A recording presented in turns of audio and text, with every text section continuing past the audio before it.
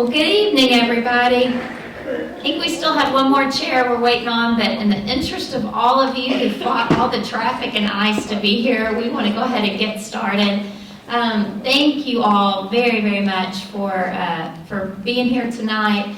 I want to thank everybody for the tremendous work that you all have done over the last couple of months. There's been some great ideas that have come forward, a lot of good effort that has been put into this plan, and I know the city feels this way. We really appreciate all of your volunteer time to be a part of this. I've talked to several of the committee members, and it's great just to hear some of the feedback and folks that have gotten to know other folks through this process. And so it's been good all the way around, and we certainly excited to hear everybody's presentation tonight. So here's how tonight's going to go. For once, I'm not going to be doing much of the talking. You're going to be doing the talking. We want the chairs to come up and present to us not necessarily everything that you have. I think everyone has a copy of all of the ideas and recommendations that have come forth from the committees. But we do want to highlight some of the key things, and we want to give you the opportunity to present some of the big ideas that may have come forward, some of the things that either you really struggled with, or some of the things that really had some good feedback and discussion on. And just looking through the ideas that we've read so far, we know that there are some things that overlap.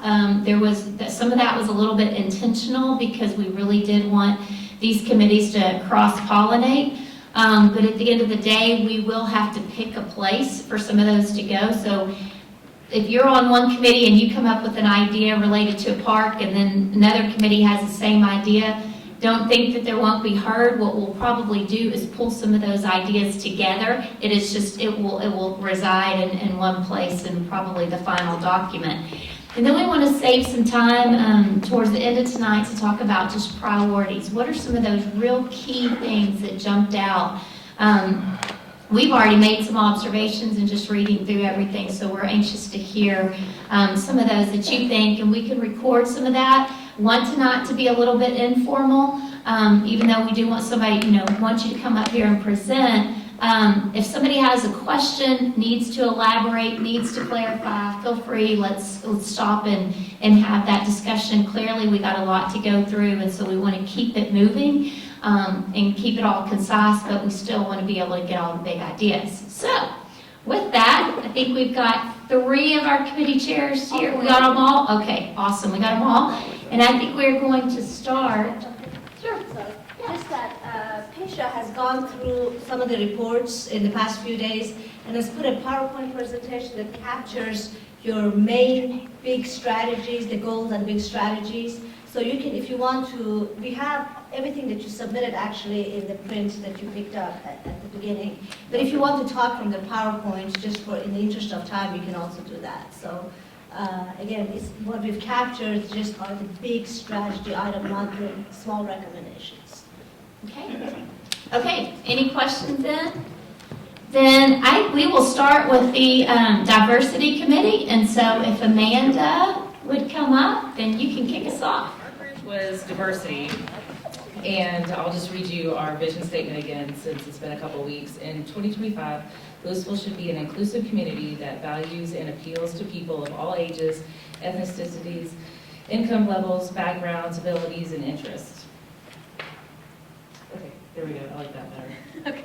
And so one of our main goals was kind of improve upon the city's identity. Do you want me to run through all that, or do you want to just hit the Sure, this has the strategies, but not the recommendations. Okay. So maybe if you want to, Now it's like my back expand on those. Well, so, you could take that mic off. No. Okay. This is good. Sorry. So some of our issues that we have within our group was to talk about the aging stock and promote upscale residential, kind of like those next phases that you take in life from starting out to retirement and all the fabulous things in between. Revitalize major transportation corridors, prioritize infrastructures, replacements, and upgrades within residential neighborhoods, And then concentrate density around transit stations. Looking at high density and putting that in key areas within our community. Okay. One of our second goals was to build on Lewisville's natural assets, which would be creating unique destinations centered around amenities and actively market Lewisville's recreational opportunities, basically build on the lake. Thank you. Goal number 3 was create an environment that supports all business types. So continue to enhance Old Town and build on what's unique and small and local. And then also really focus on another asset that Lewisville has, which is the Vista Ridge Mall, and kind of revitalizing and bringing that up to current times. Goal number 4 is provide service programs and facilities to serve residents. So improve access to the arts. That was kind of one of the big things that we kind of talked about, and a lot of people didn't realize, you know, what we do have here locally, from public art to the theaters to a local community theater and the Lake Symphony. Glad I saw you there. Expand on living options for seniors. Provide education and recreational opportunities for all interests in age groups.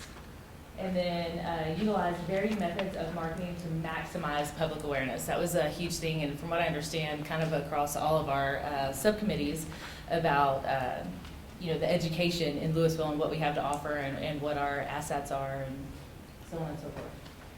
And that's it for our broad goals. We only had 4. So I guess you guys want to talk about any recommendations at all? Or Questions? Thoughts? Did we leave anything out? I think one of the things that you guys hit on, probably more than some of the other ones, but then again, I saw it in a lot, were incentivizing businesses that we want. Right. And I noticed there was a few, in some of the recommendations, there's a few that kind of captured those types of businesses. Because that's, I think, in a broad sense, we can only incentivize so much, and so I think capturing some of those things, and I think you guys did that to some degree, and capturing the ones that we want to try to incentivize, and then a lot on the redevelopment. Yes. Seemed to be a really big component. We have in that, and I some old think areas like Old Town, New Main and Mill.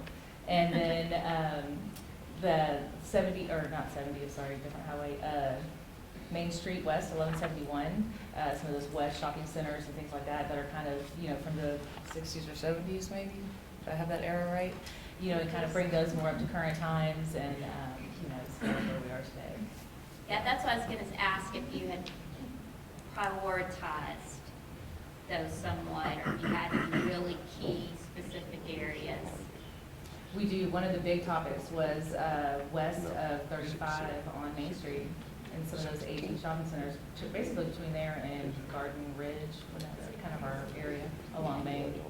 And also say 35 and 121 came up. It did, that stretch as well, yes. Okay.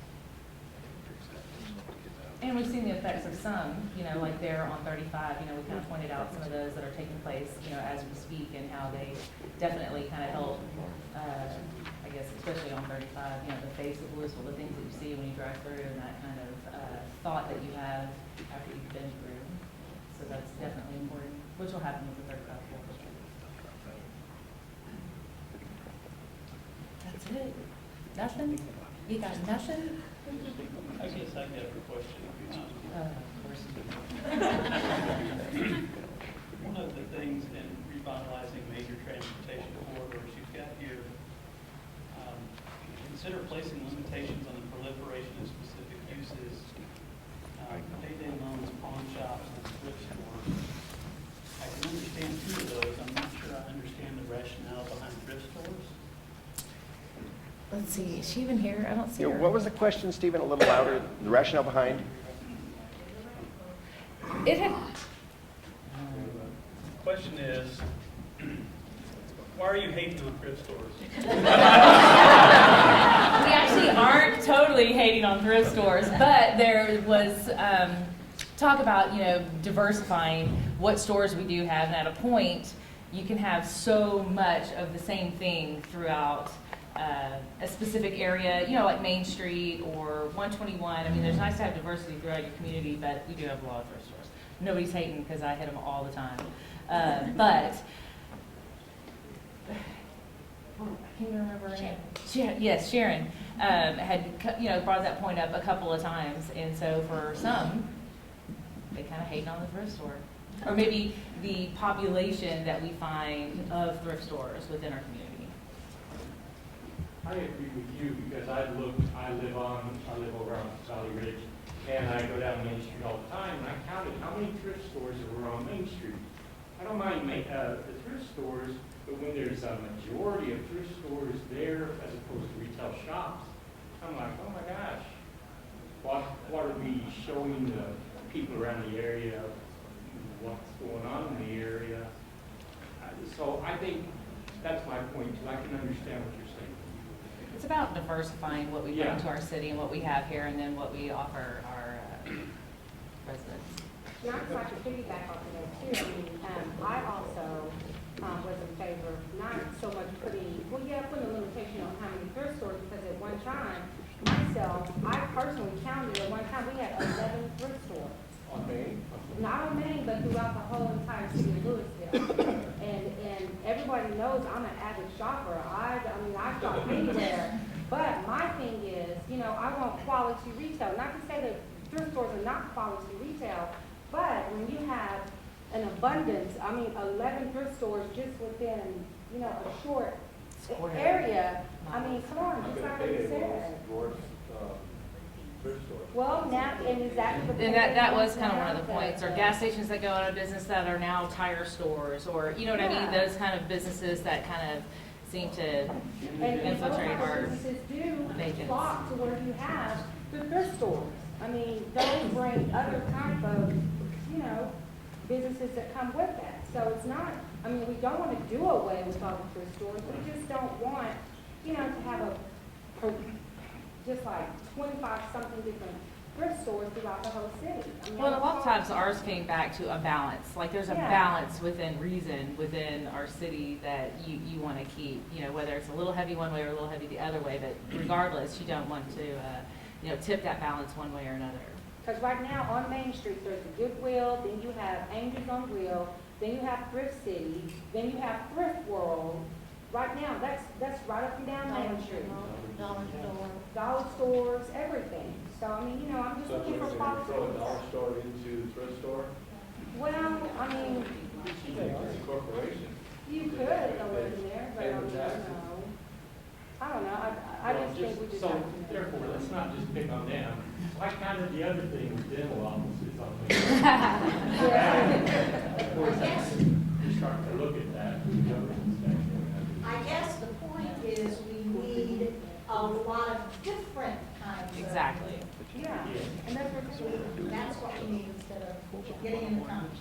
But if we just show ourselves in the city that can have 5 thrift stores on Main Street, what other quality retailers is going to want to come in? If people didn't want these stores here, they wouldn't shop there. Those people provide taxes to the city. If a business is not wanted somewhere, they go away because they don't have business. There's a reason they're there. People want them. People want the dentist's office. People want the thrift stores, or they wouldn't be there because they're there to make money. Which is very true, just like anybody. Any business, just like we kind of have a focus down here in the historic district of what we're looking for and what we want and what people will come to, but at the same time, too much of the same thing really doesn't get us anywhere as far as being a destination for whether it be shopping, dining, playing, living. You're trying to diversify I don't agree. your living situation. One of the hottest areas in Los Angeles where I'm from is Melrose Avenue, which is a collection of about 50 thrift stores with about 20 restaurants. And People that's a go little there bit and they different, make so a day of exactly it. We're talking about the community in which we Huh? live in. Yeah. It's, So what?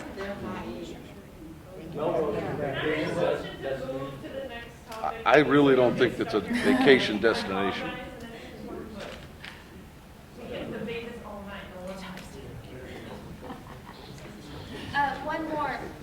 question on that one, just because I think the point, the patient brought this up, I think probably part of the point is to raising the rents to a level that you're not attracting. Maybe you're encouraging some different types of uses. Also, the pop-up shops was something just real quick that I want to ask about on some vacant buildings and such. So Right. that you Different might want to uses. elaborate on that real quick, just for the sake of Is everybody everyone else. familiar with the concept of a pop-up shop? It's where businesses can come in, or home businesses, handmade businesses, whether you have a service or a product, and you go and I do one in my store. The prime example is a local girl that has a clothing line that comes into my store, and she'll pop up shop for the day under her business, but she'll use the front of my retail store, to sell her product that she, sells online.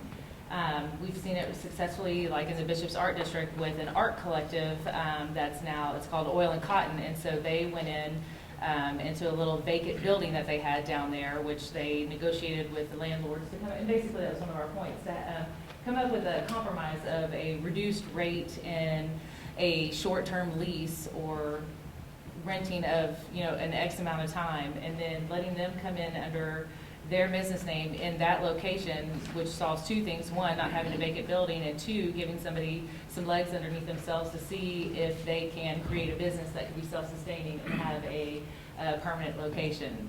And Oil and Cotton is one of them that did it at the Bishop's Art District, and they are extremely successful, 3 years later, occupying a vacant building now with, art classes, a retail store, and other fun things.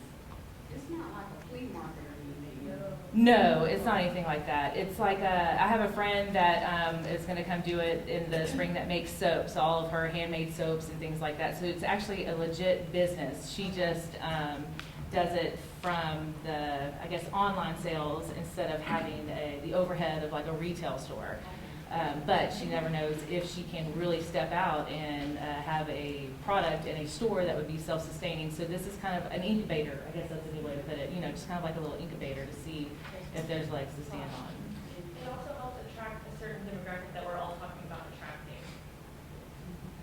I think it's a good idea. I mean, it's something that we're seeing a lot of cities do, particularly in downtown areas where they don't want vacant storefronts. So Well, and one of ours is interesting like making idea. an industrial building with Make Austin, or it's I think it's Make ATX is what they call it, and it's where they took an old industrial building in the old area and then turned it into where there's machinery and the woodworking and welding, and then they go in and they fabricate furniture or clothing or jewelry or things along those lines, and then they open, I think it's like once or twice a month, and then, all sell their goods. So it's like a collective shared space where they can, come in and manufacture goods in old industrial areas. Just a couple things. These are all related to key recommendations. In the first strategy, you have a recommendation establishing ordinance specifically addressing redevelopment. You say addressing redevelopment. What do you mean? In what way are you saying that? Some of that was within Old Town being one of them, industrial areas being other, some of our light industrial areas, and kind of revitalizing them and then having specific, not regulations, Yeah, maybe, or more flexible standards for redevelopment. for redevelopment, Flexibility. yeah. What is the word? I'll think of it. I know we had a long discussion about this, but something along those lines, just more flexibility in use. That allows residential development to occur, residential redevelopment to occur? And commercial. Mhm. Correct.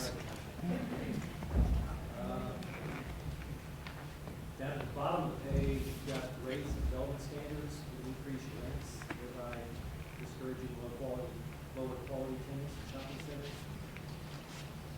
We're aware that could have the opposite effect too. Yes.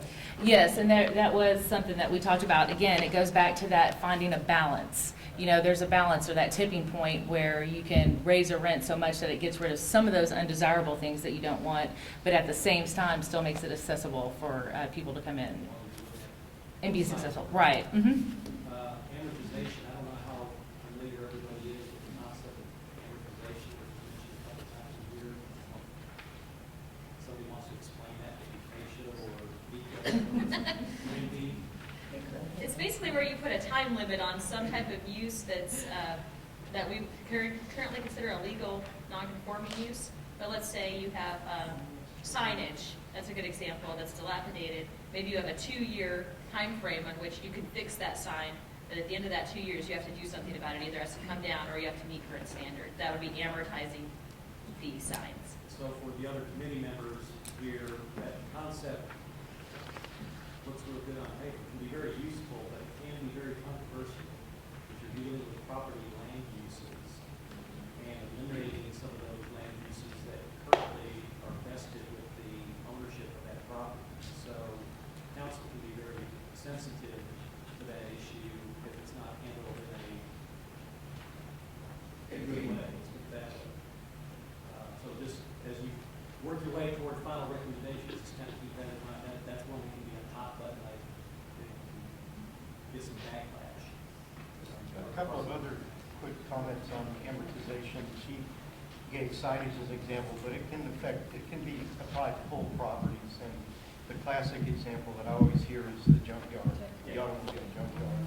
So, and I'm not telling you something, make sure they understand it. You can, in the notion of the term amortizations, you're saying that you've had many years to make proper use of this business as it's established, even though it's now legal non-conforming. Does everybody understand that term, legal non-conforming?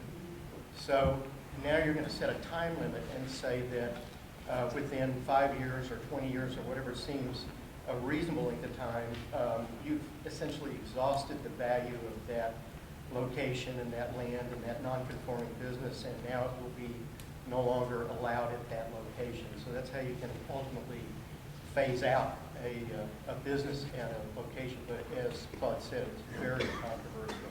But sometimes it can be with willing participants, such as, It can be. you know, with a property, or, you know, could open doors in a different way as well, or make it more flexible in the property use possibly. I mean, I know it's that kind of sketchy gray area, but, you know, sometimes it's time to, you know, make people step up to the plate. Tell stuff goodbye. Right. Maybe something else that we need to work toward and defining this is you got that stick out there in organization. Sometimes bangs and carrots is part of that policy. Mm-hmm. And get some of the objections. This committee also talked about land banking as another possibility or in conjunction with amortization. So those land banking basically means that the city would go in or a public entity would go in and purchase certain undesirable uses, but then keep it and turn it into a development that wants to do the uses that you want. But again, that takes a lot of money. And one of those I love to point out is in Farmers Branch. It's on Josie and I forgot the front street, but it's a great example of land banking success. I can't. It was a rundown set of shopping centers on a major intersection, and it was land banked and then eventually redeveloped, and it looks great, does great. Is there where Walmart grocery store is? Is that Josie O'Ginn? Yes, yes. Okay, yeah. Actually, Yeah, Walmart. that was a good project that they did. Yeah, that was just a proliferation of all type of Yep. rundown businesses and everything like that. So yeah, that was a good development for that. One thing, and I should have pointed this out earlier, but, you know, it's just like the amortization thing that Claude, you know, clarified, which I'm glad he did. There's some things that are controversial, and I think there's going to end up probably being some things that come out of this that tend to be controversial.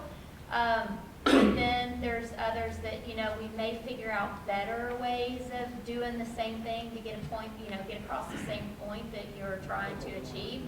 So one thing I would say, and what we want to come out of this with is, you know, even though we may still continue to refine and tweak this and pull it all together, we do generally want to kind of get a consensus out of this as well. from the committee. So even though some of you are hearing some of these things for the first time, or you're reading it for the first time because it's from other committees, if there's anything that you really love, great idea, feel free, circle it, check it, whatever, star it, we'll pick them up or let us know that. Or if there's anything that you just really have heartburn with, that you don't know that you're going to be able to support that at the end of the day, or that you think the general public will, you may want to mark that as well. I mean, just feel free to give us comments on what you're hearing, because again, we want to try to assemble this collectively. So I think we need to give that committee a hand, so thank you. So, and one thing I want to say, of course, I was actually absent at our finalized meeting, so Sharon and anybody else on the committee, Jim, anybody that wants to jump in and help me out, feel free to. So, but we'll get started here. You've got it up. Okay, and we've got like probably the largest of anybody. I think ours is about 12 pages here, so I'm not going to bore you with reading every bit of it and everything, but a lot of the themes we have are probably going to be consistent with some of the other ones. First one, of course, focus on long-term economic development in strategically located area of Lewisville, Texas. And part of that comes from the Business Growth Committee, and this is the first part of it, developing a 5 to 7 member citizen board to focus on economic development. And this would be a long-standing committee, not just a board that would meet and everything, but kind of a long-standing board that would be there for advice, and just kind of given, once again, on a regular basis, trying to give the city feedback and look at some of the things we're doing. And really trying to, kind of going back to what Amber was talking about, not necessarily trying to get rid of things, but focusing on what do we want. And, what are some of the businesses we're looking at, the growth that we're looking for. The next one, kind of going along with this, which major businesses will be the most desirable? What are we looking for? Retail, family-friendly restaurants, electronics manufacturing, environmentally friendly, and looking at the things that we want to have, and then, of course, trying to retain the good ones that we already have. And once again, I think you were talking about the thrift stores, not necessarily kicking people out, but what do we want to attack and what do we want to get? So. What are the best funding sources? And I think this is the one that a lot of us on the committees, we're necessarily not as good at this and some of the other ones, but, how do we get this done? You hear about Frisco and some of the other cities that have this huge, basically, war chest to be able to attract companies, and we don't necessarily have that. But whether it's using the TIF districts, bond programs, tax abatements, getting grants, and looking at some of those things and everything, we need to use what we have, even though we don't have the war chest of some of these cities like Frisco. Improve the perception of Lewisville, and this kind of comes up in almost every one of our subcommittees that we talked about was, how do we get the perception of Lewisville changed? Because whether it's by our neighbors, whether it's by businesses, whether it's by our own community, we need to work on how the perception of Lewisville, how we're perceived by everybody. So working on the perception of it, focus on the publicity. Next one, develop and enforce stronger ordinances. And once again, this kind of came up in almost every subcommittee, was making sure that we enforce the things that are on the books and everything. We had some people that came and talked to our committee and everything about the ordinances and everything and how we do that. But it's making sure that we kind of do a strict by the books on the ordinances and see what we can do to even make it a little stronger. Maintain the current parks and trails, enhance quality of life. The parks, I think for so many people, and Jim is a fond one on this one, the parks, we've got a huge system. Once again, we need to make sure that we're continually updating it. We've got the Parks and Recreation, the vision plan that's there. We don't have the funding for it. And once again, this is kind of a common theme on a lot of things we have, is how do we get the funding for it, and whether it's bonds programs and stuff. But we need to look at what we can do. There were some great points, if you get into the detail that they had done as far as all the different things that are available and things that we can do. Create and fund future parks and trails, once again, using the recreation, the vision space plan that's there. Create wilderness parks, which are multi-use but devoid of facilities. Some of the things that we have, like Leela and everything that are already there. Support and approval funding for development of a resort at Lake Lewisville. And we know that City Council and everything has already been looking at that and everything that's going on with the Lewisville Lake development. Goal number 8, funds for land acquisition and maintenance. Once again, funds and how do we get those, develop the ways and means to raise funds, continue to cover the maintenance and established parks.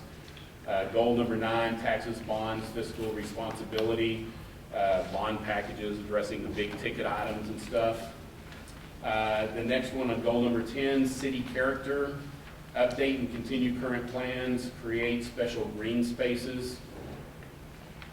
So, you know, and a lot of this comes down to, I mean, the character of the city and everything that we do, and whether it's parks and recreation, the businesses we're trying to do, it kind of all intertwines in making sure that we're trying to attract more people, whether it's residential or business. And when we kind of got into the residential part of it, attracting transit-oriented residents, once again, looking at what we're doing in Old Town, that's kind of a big part of it. All that's going on with the transit that's currently in place, but doing the Mill Street plan and the transit-oriented development plans. If y'all saw all those, it's very developed, but once again, how do we fund it and how do we make it work? Attract empty nesters and seniors. And this is one thing that we didn't see, that there was actually any type of plan in place.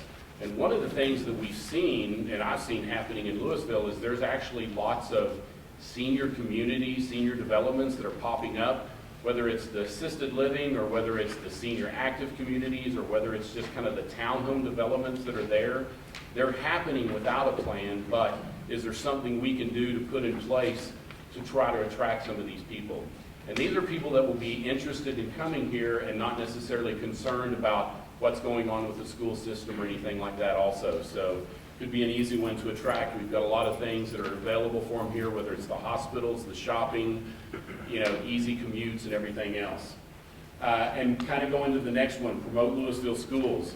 One of the things that we even talked about was, could we work with LISD? Unfortunately, there's sometimes a bad perception about what's going on at Lewisville High School. But if you've got kids there, you know that it's not true. So what can we do to promote LISD, whether it's maybe even getting LISD involved in developing a video about what the schools are going on in Lewisville High School and the feeder schools, and getting these to realtors so that they know, or having a realtor day even at LHS so that they can see what LHS has become and not this perception of what they think it is. Because if you can combat, you know, that people want to bring families here and they go, well, not sure about the schools, maybe we should go to Flower Mound. If they know what they get with Lewisville schools, Lewisville High School and feeder schools, we've got as good or maybe better for students coming in than any of the other schools. They just don't know that. And then create upscale neighborhoods. You know, and this is one that I've been living here for 25 years, and one of the things that's always disappointing in my neighborhood, you get these close friendships and then they move up. They want to go to a bigger and better home, and they can't do that necessarily always in Lewisville. So they're moving to Lantana, they're moving to Flower Mound, they're moving to other communities because we don't have kind of that next step or that upper scale. So we kind of get them there, but then there's really no place for them to go. And I know we have Castle Hills and everything, but I'm talking, what can we do more kind of within the confines of this major area? And that's it. Okay, do we have any questions? And if you do, I'm going to feed them straight to Sharon. Okay, Claude. What now? Okay. You mentioned bonds under a couple locations. Have a recommendation that the bond package be some of the big ticket items to be approved and moved. That sounds a little hesitant. I'm wondering how strong your recommendation is there for the future bond program. Well, and part of this, I'll say this for myself and especially our subcommittee. But I think one of the things is that we have to look at, I know that some of the bonds we have are retiring, and y'all know that issue better than we do, but you know, I'm in business, and I have to keep my business up, and I have to continually reinvest in it. And I think the city, if we're going to grow and we're going to, you know, do some of these things we're going to do, I think we have to invest in it. Personally, I think a bond package and we're not going to be able to do everything on every one of these plans that are in place. We know that. But I think looking at it and prioritizing the things that need to be done, I know the people I've talked to personally within the subcommittee all think that they would be willing to support, and this may be a great group from the 2025 committee, all of it, to help promote a bond package if it's targeted at the right things. So I know it's kind of iffy, there were kind of big ticket items and everything, but you know, I think the numbers people kind of need to take a look at those and where does the money need to go. I think, you know, and whether it's the parks, whether it's, you know, burying power lines along Main Street and, you know, updating the look of the city. I mean, I think there's a lot of things that need to be done, and somewhere we just got to bite the bullet and do some of this stuff. Well, and sometimes when you look at the return that you're getting for that, you know, it's, well, I can say it can sell itself, but maybe it really doesn't. But when you get that return and you're investing in it, then sometimes it's that rationale sets in with people, and it's like, okay, I can see point A, and then I can see where we are here at the end, you know, at point B. Well, and kind of like we were talking about with the, you know, amortization and the signs, west of Main Street was a big issue in a lot of the things that we talked about. And if you go west of Main Street, the signage for most of those second, third generation shopping centers look like crap. They're rusted, they're old, they're, you know, broken, they look horrible. So can you push on these people to do this, but the city in the same respect say, we'll spend the money to bury the power lines that aren't completely buried between 35 and Main. I mean, between 35 and Garden Ridge. You know, there's a big portion of that they're not buried. Make a huge difference in the looks, and then you get the businesses to do their part of it and upgrading the signs. So, I think one of the things we were encouraged by was the fact that going through all of the suggestions and the stuff that was on the thumb drive, a lot of citizens, at least a large percentage of them, would actually be willing to have increased taxes for some of the things they're looking for. I was encouraged by that. yeah. And That it made was me my think we next have a question. chance. Because it's not on your list, but did y'all discuss, you know, we've stuck at the same tax rate for 10 years plus. Did y'all discuss that? Our subcommittee did, and one of the things that our subcommittee talked about is what information we had at our hands was that we were one of the lower tax rates among kind of some of the surrounding cities. One of the lowest. But I think that we need to, once again, I think Lewisville may be seen as a value community. You come here because you can buy a little bit less expensive home, you're going to get cheaper tax rates, and you're going to get a value in the community where you live. So I think we need to be attuned to that we can't all of a sudden be the highest, you know, tax rate in the community, but I think that we've got room to grow and still be one of the lowest in the area. That's talked about in our diversity period as well, that, you know, maybe it's time to take a look at that. And see what Yeah. So, like I said, I think we have to continue to be seen a value community, and maybe, I don't know if that's the right word for it, but we can't be higher taxes than Flower Mound and Coppell and the surrounding communities, but can we raise up and get closer to them? Everybody in our subcommittee definitely thought so. I mean, I'll just tell you from my point of view, you can raise up and still be a value community. Right now, we're sitting in a bargain community. Right. That's one of the. So we're a thrift community, and we meet with the dollar store community. That's one of the main points that I think that I latched onto with talking to everyone, and that is that we need publicity. Because, like, hearing on the radio that Plano over here is a desirable place because they have lower crime, we have lower crime than they do. We have lower taxes than they do. We have better schools than they do. But those things aren't getting out. I was listening to someone driving down the road, and they were complimenting our city because they were driving on the highway. Come to Lewisville, we didn't have any trouble at all driving through Lewisville. Took them an hour and a half to get to work, but Lewisville streets, they complimented. They said the city of Lewisville did a great job. And they were able to get right on through. And they were equipped. That was on the radio.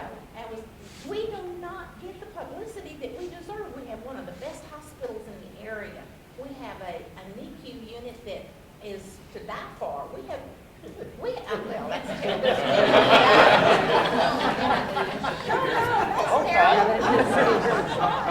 What I mean is, even CareFly brings in babies to us because we have this valuable resource. We have great parks. We have no publicity. We have people look at us and they look at the old, like you say. And that's part, I think that we cannot do any of this if we don't get someone to publicize us and bring us up and show that we are doing these things. And it's just because they're there. We have a really great Just great wait for the system. connectivity subgroup report. I'm sorry, I have a question on the bond, just because you kind of touched on that. Were there any particular projects or needs or things that, generally speaking, if we had to make a top 5 list, what are the things that, and this is one of the things that we may end up having this after everyone presents, but still, I'd be thinking about what are a couple of top things that you would support in a bond program? Well, I think part of it too, I'm sorry, though. what'd you say? Lake Park. Lake Park? Yep. I mean, I think a lot of it too, though, as people on this committee, we don't know. I mean, you can see the vision plan for the Parks and Recreation Department, what was it, like $82 million or something like that. But, I don't know that we've got the information to say, well, they say that, but we really need to give them 30 and we need, 30 for the mill. I mean, I don't know that we are sufficiently informed on that to make those decisions. I mean, if we did it, we'd be shooting from the hip. Yeah, that's fair enough. I was just wondering if there were any that consistently, you just said, this is a real big need. And that's why I was asking about the bond program concept, because that's a bigger concept. You can always drill down into specific projects with another committee, that's just not even story. But the broader issue that you have to tackle first is whether there's enough support for a bond program, regardless of what's.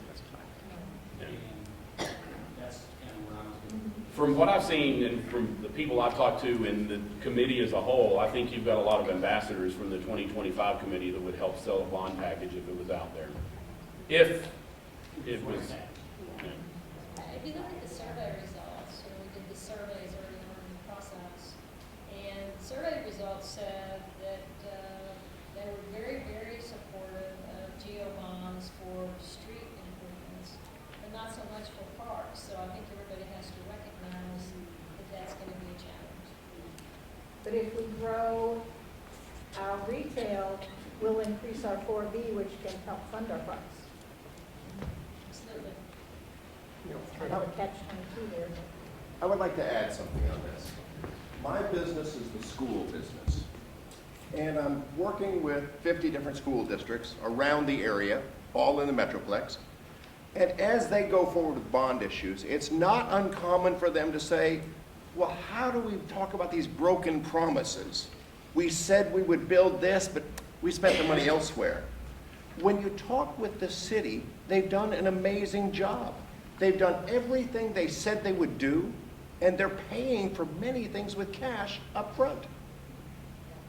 The amount of dollars that we're talking about for the parks sounds astronomical to the city people. I'm telling you, it's the price of an elementary school. The price of an elementary school, we could have a park system like that.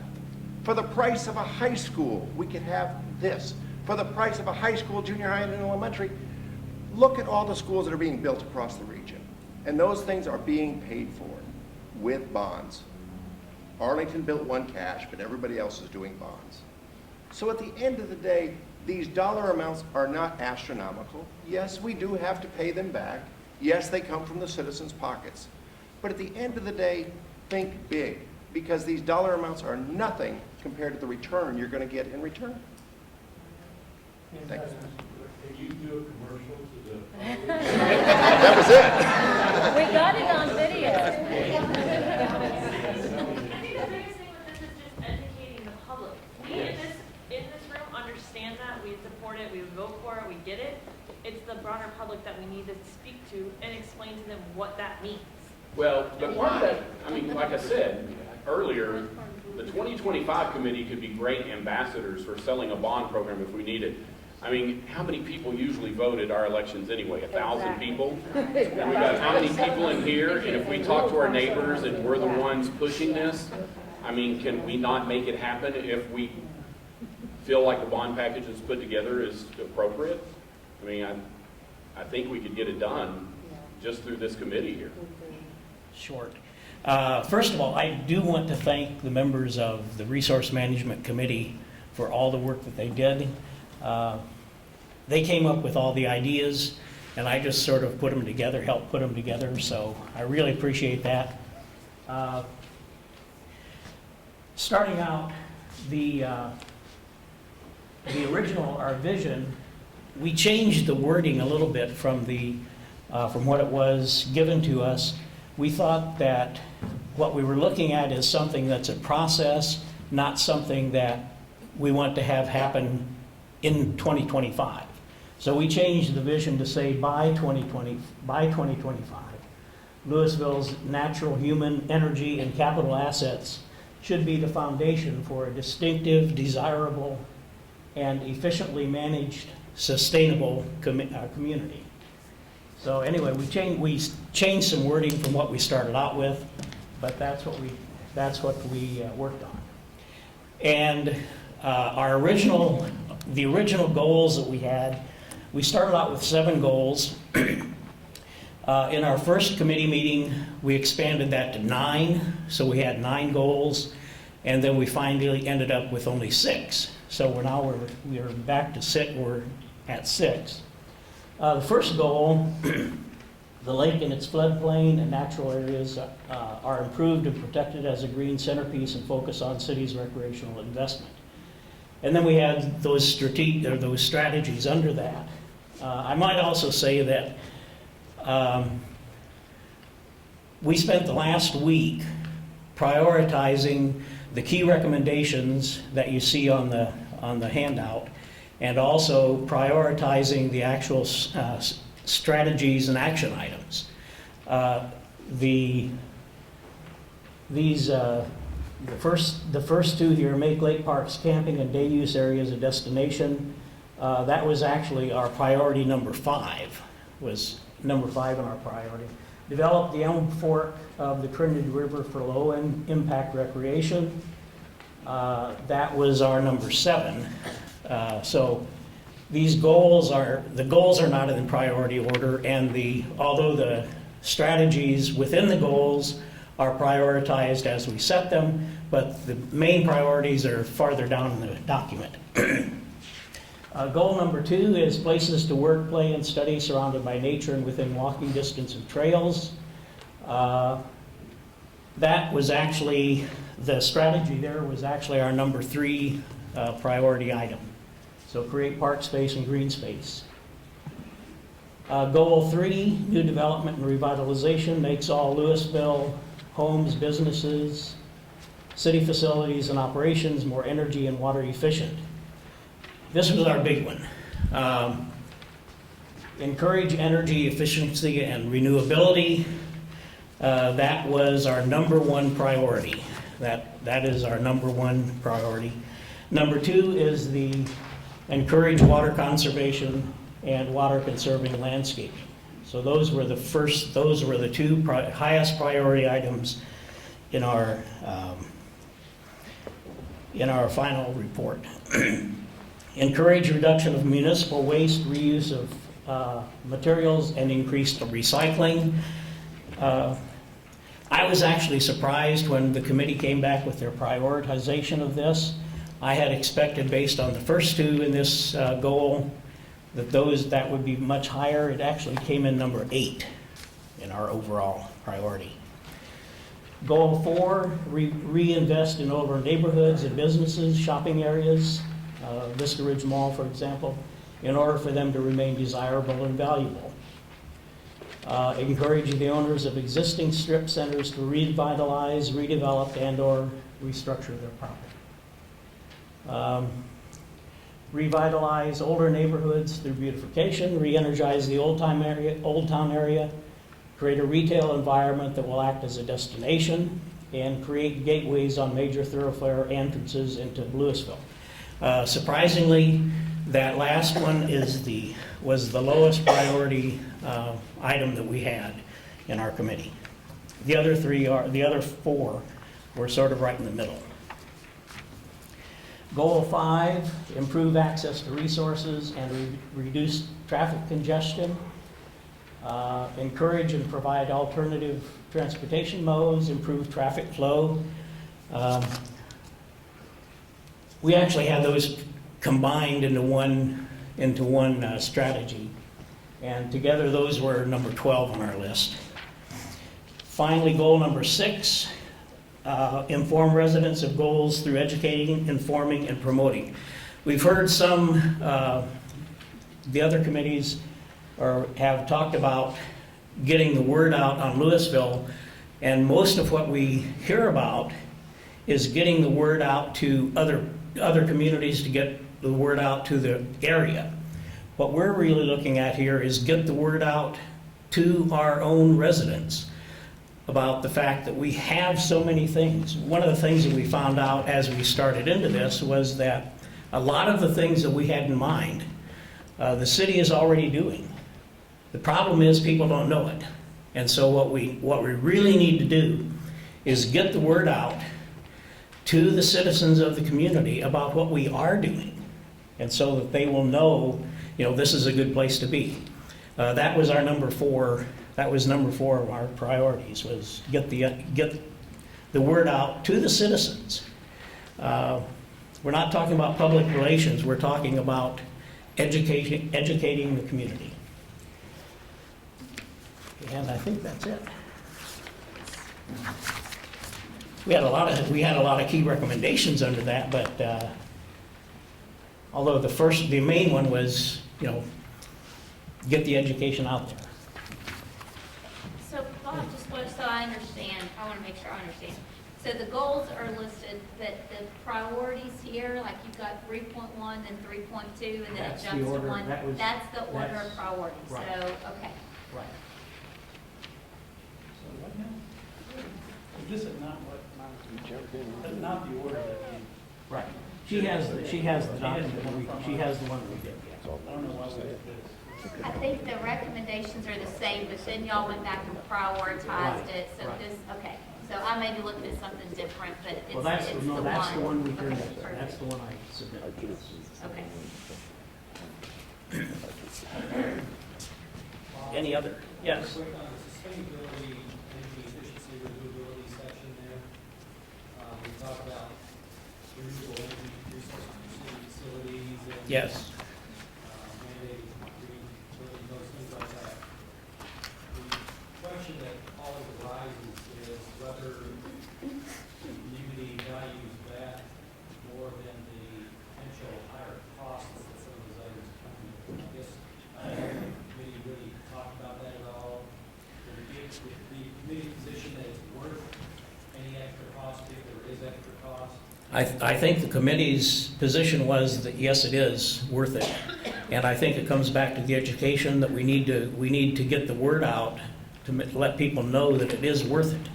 I think that's, or am I misstating? And it's over exaggerated on how much more it's going to be costing Right. to get us to that point. And the building codes are already taking us there. If we get to what we're recommending by 2025, the building codes alone are already going to be higher than what we're asking for. I mean, the International Building Code is already staged to step us up to beyond what we're even talking about by that time. Yeah. One of the things that when they were talking about rebuilding Lewisville High, I said, are you thinking of putting solar energy in there? It would pay for itself. Mm-hmm. No, we don't want to do that. Why? The payback on that would have been 12 years, and it would have actually made money. Bill, we did the job over on Timber Creek. Zero energy house. Per house. Yeah. What's your electric bill every year? What is it? Yeah, they write you a check. Well, if they would, if I asked for it. Yeah. I mean, it's one a of the doable things thing. that came across my email as I was getting ready for one of our meetings was I got an email from a report from the college that I graduated from, and I found out that they are completely solar, wind power. They're not taking any energy at all from the grid. They're putting energy, everything that they're doing is sustainable, which made me feel pretty good. Yeah, I mean, it's not that there aren't upfront costs, there are. Right. But in the long term, you save. Yes. Well, I think to a degree, it's gonna be a matter of, do we wanna be a community that kinda just hides in the shadows and waits for everybody else to bring up the level, and then we might get there because we're afraid to step up to that point, or do we may not wanna lead. It's gonna cost more if we wait.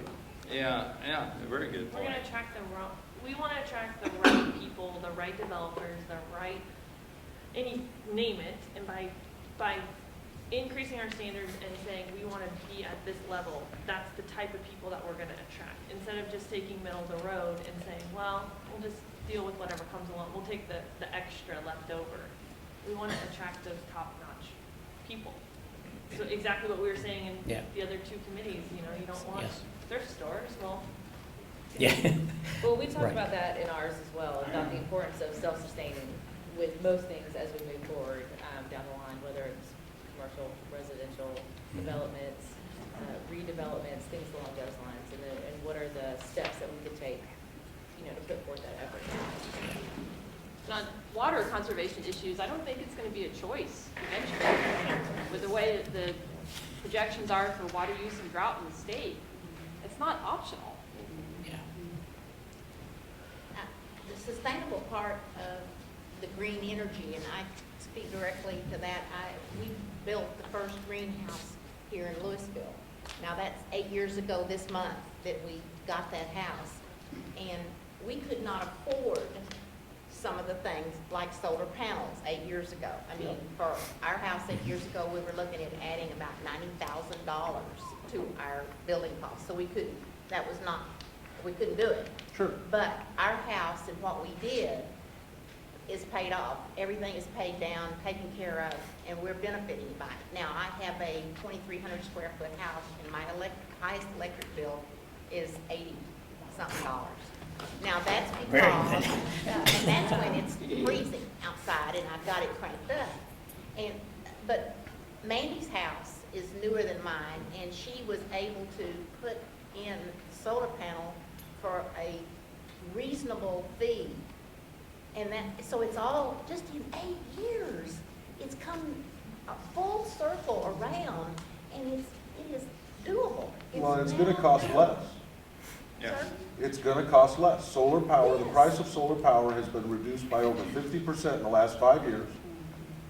The government tax rebates, the Encore rebates, or whoever your, energy provider is, the average house now, it's $20,000, and they get 50% of their electricity paid for. New build? Let me ask you this. New build, basically, because there are so many criteria you have to meet. I mean, you have to have a south facing, you have to have a certain pitch to maximize all this stuff. You can't be shaded. I mean, there's give and take in that. We go to a lot of houses and we say, I'm sorry, we can't put solar on because you have too many trees, which is a great thing to have a lot of trees. Yeah. But, it's give and take. We've actually we put it on people's barns. We built people patio covers with it, carports, wherever they can squeeze it in, On the solar energy stuff, the battery source, doesn't that have to be changed every 5 years? Well, and we're not talking about batteries per se, because really that doesn't really help the environment. We're talking about grid-tied systems where the power you don't use goes back into the grid and is sold to your neighbors. Battery-powered is okay, but batteries by themselves are toxic waste, and you do have to change them out, and they are expensive. Get away from that and realize, okay, if the power goes out, I'm in the dark too, and it's okay. But if every house in Lewisville just put up 10 solar panels, they wouldn't have to build a power plant. You know, if every house in Texas put 10, there'd be no more power plants built. They wouldn't need them. Oh, the businesses. Well, I've got 50 of them on my business, and it pays for about 70% of our electrical use. You know, and in a business, it's even more attractive because of the tax breaks you get and the grants. You know, the payback is about 7 years on a business. You know, Are there any it's... other- I'm sorry, are there any other questions on resource management? I have a comment, well, before you take off, because I have a general comment, because got to hear some of this committee.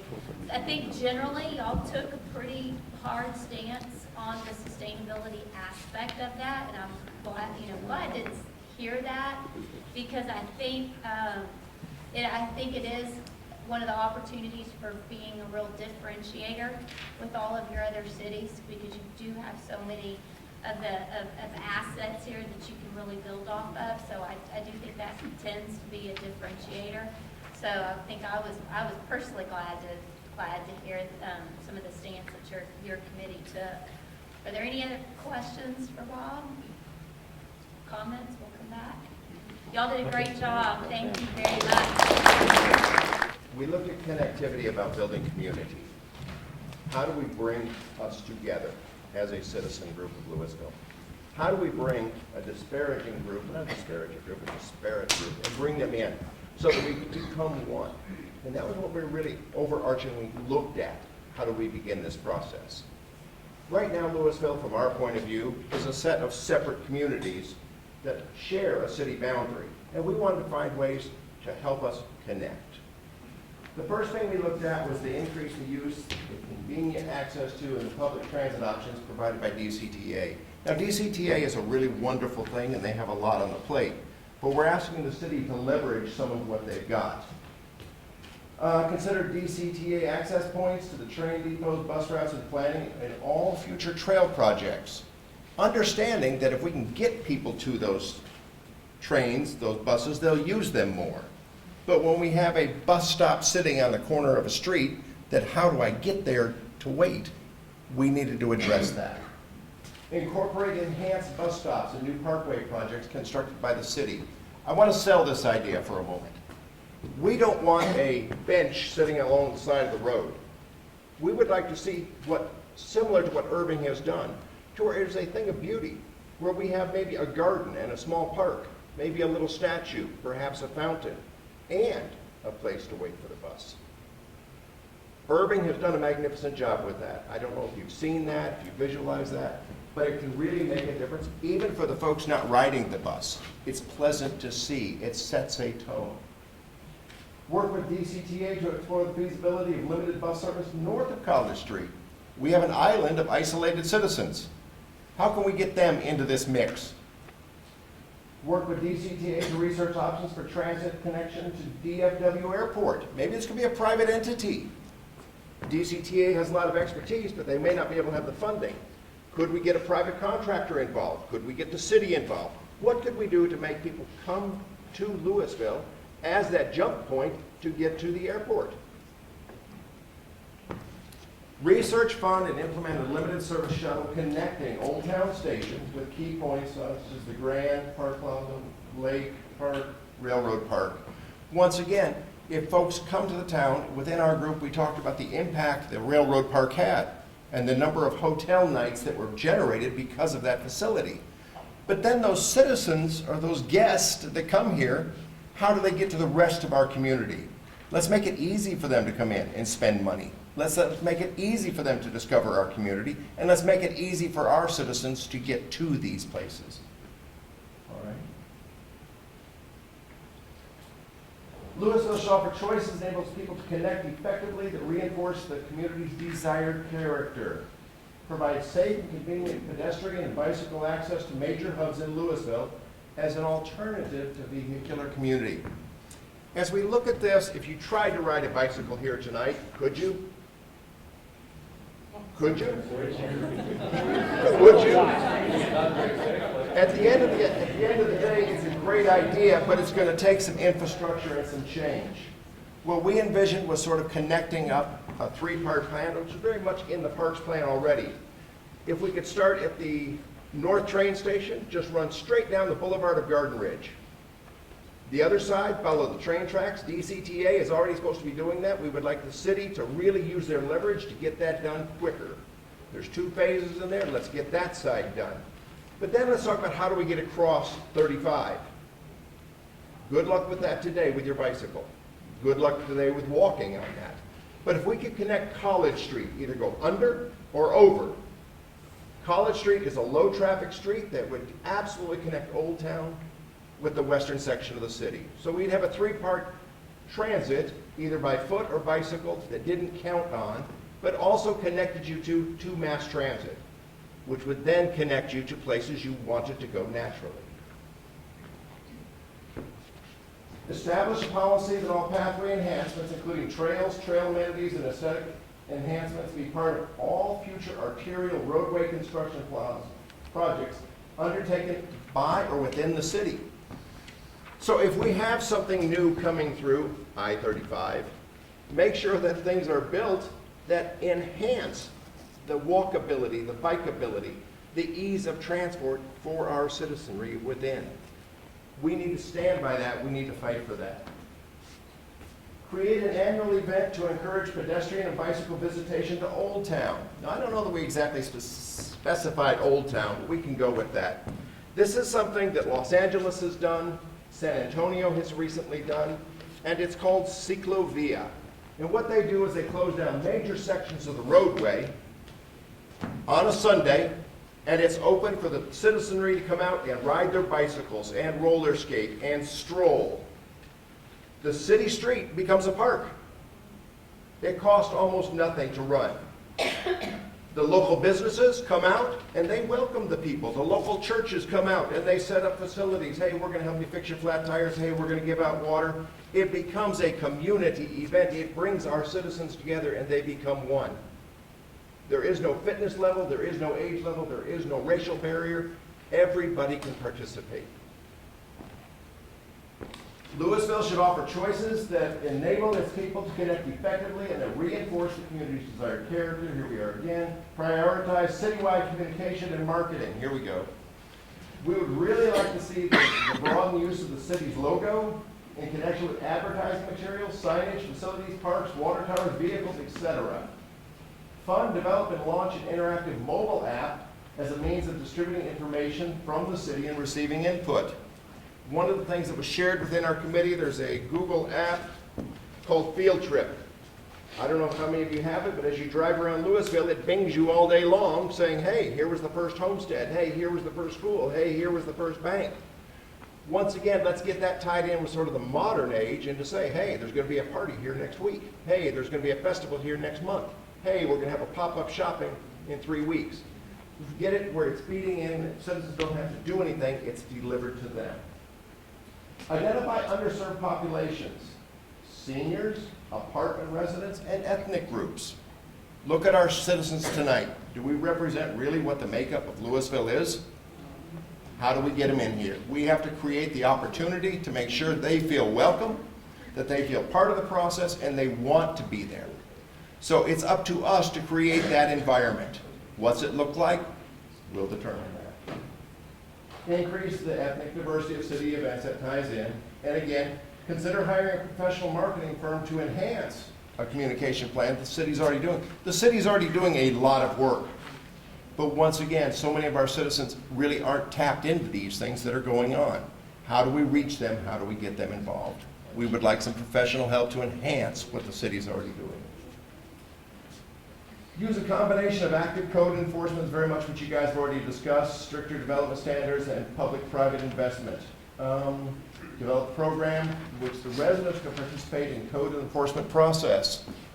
That could be something like Dallas has, where the citizens can call in and just point blank, take a picture, send it in, and identify, here's potholes, here's a broken fence, here's this, here's that, and it goes straight to the zoning. Let's make it an easy process to highlight the problem so the city can do what they do. Expand the city's facade grant program to include opportunities for commercial properties, especially shopping centers, of a non-historical nature to receive partial funding for improvements. Let's help our business owners build their business. At the end of the day, the value of the property goes up, the tax rate goes up, it works. It's a win-win scenario. If we can make these properties more valuable, they'll generate more tax dollars with the same tax rate. Expand the city's grant program for residential properties, same logic. Once again, could we do something to help our local citizens enhance the neighborhood? We'll go back to that example we had in Irving where they built those parks. You're starting to see the properties adjacent to them start to upgrade. Can the city help there? It's a win-win scenario. Research options for creating a fund the city could use to purchase undesirables. Once again, you guys have done a better job of discussing that than we have. Such as Main Street, Mill Street, or 121. Our priorities on this, folks, were let's bring the city together.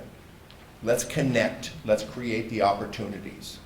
As we've got them presented, goal 1, goal 2, goal 3, goal 4 was our prioritization. Is there any questions, comments?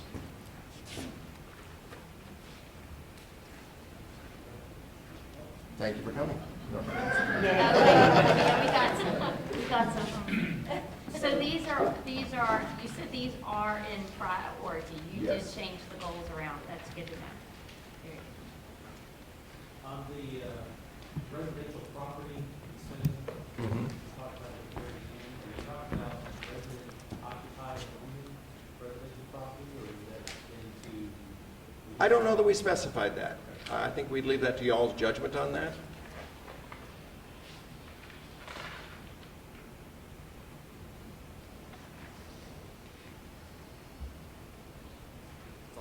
Okay. Committee members, is there anything I've overlooked that I haven't explained well?